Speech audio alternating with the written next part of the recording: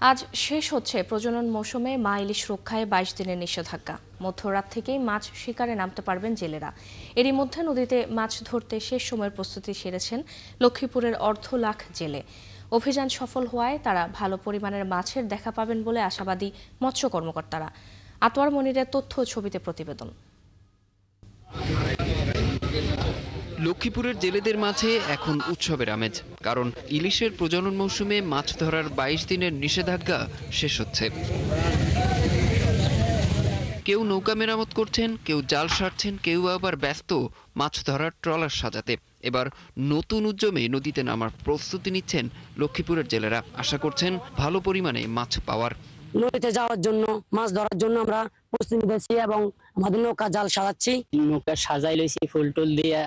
এখন ২৬ তারিখে আমরা নদীতে যাবো। যদি নদীতে আল্লাহ পাকে মাছ দেয়, মাছ দেওয়ার পরে তো মনে করেন নাশা টাশা পূর্ণ হইলো, বাড়িতে মা বাপ খাইবো, আমরা খামু। ২৬ তারিখে যাবো, যদি বড় মাছ পাই আলহামদুলিল্লাহ পুষবার। তবে নিষেধাজ্ঞাকালীন মাছ না ধরতে গেলেও পর্যাপ্ত পরিমাণে সরকারি প্রণোদনা না পাওয়ার অভিযোগ করেছে নিবন্ধিত অনেক জেলে।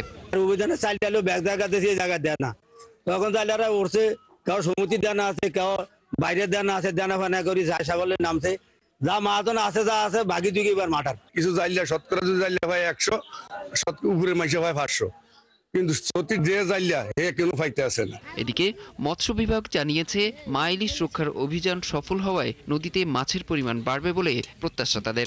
আমাদের 99% জেলে এই অভিযান সফল করেছে, তারা মেনে চলেছে। বিয়ের যেমন বরযাত্রী এরকম করে ওনারা কিন্তু নৌকা সাজিয়ে রেখেছে। তারা ২৬ তারিখ, বিশেষ করে ২৫ তারিখ ১২টার পরে ওনারা এই মাছ ধরতে যাবেন বলে এই ধরনের প্রস্তুতি নিচ্ছে। গতবার তো আমাদের উৎপাদন ছিল ২২,৫০০, ঠিক আছে, আমরা ধরতেছি ২৩,০০০ মেট্রিক টন হবে আর কি উৎপাদন আশা করি। মা ইলিশ রক্ষায় লক্ষ্মীপুরের রামগতির আলেকজান্ডার থেকে চাঁদপুরের ষাটনল পর্যন্ত প্রায় ১০০ কিলোমিটার মেঘনা নদী জুড়ে ২২ দিনের নিষেধাজ্ঞা শুরু হয় গত ৪ই অক্টোবর। এই নিষেধাজ্ঞার আওতায় ছিলেন লক্ষ্মীপুরের প্রায় ৫২,০০০ জেলে। অরিসুল ইসলাম, ৭১। এ বিষয়ে আরও জানাতে বরগুনা থেকে আমাদের সাথে যুক্ত হচ্ছেন সহকর্মী ইমরান টিটো। টিটো, জেলে পল্লীগুলোতে প্রস্তুতি কেমন দেখতে পাচ্ছেন জানাবেন। ফারজানা, আজ রাত ১২টায় নিষেধাজ্ঞা শেষ হবে এবং আপনি আমার পিছনে দেখতেই পাচ্ছেন জেলেরা একদম পুরোপুরি প্রস্তুতি নিয়ে রেখেছেন। এখন শুধুমাত্র সময়ের অপেক্ষা।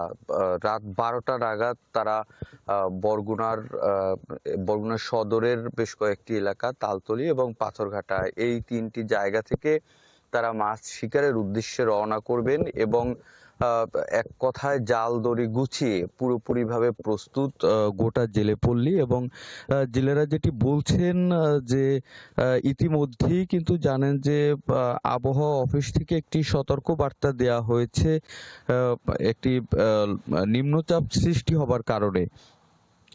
আবহাওয়া অফিস থেকে বলা হয়েছে যে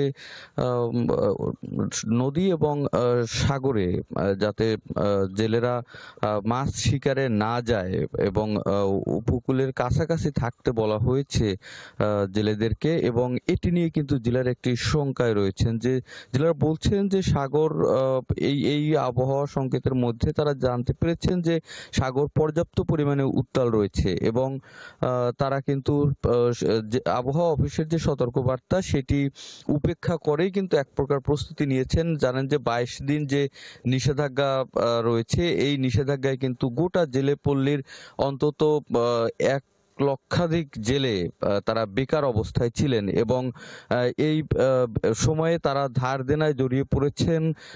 নিষেধাজ্ঞার আগে যে ইলিশ মৌসুম চলছিল, সেই ইলিশ মৌসুমে কিন্তু আশানুরূপ মাছ পায়নি জেলেরা এবং তারা বলছেন যে যদি এই ধার দেনা যদি কাটাতে হয়, তারা যদি স্বাবলম্বী হতে হয়, তাহলে মাছ শিকারের কোনো বিকল্প নেই। এবং তারা দাবি করেছেন যে যদি ভারতীয় জেলেরা যদি মাছ শিকার এই সময় না করতে পারে, নিষেধাজ্ঞাকালীন সময়ে দেশের জলসীমায় অনুপ্রবেশ করে ভারতীয় জেলেদের মাছ শিকারের কিন্তু একটি অভিযোগ বরাবরই রয়েছে, তাহলে কিন্তু জেলেরা যে ২২ দিন শেষে সাগরে যাবেন তারা পর্যাপ্ত পরিমাণে মাছের দেখা পাবেন না। এবং এটি বড় ধরনের একটি ক্ষতির মুখে পড়বেন।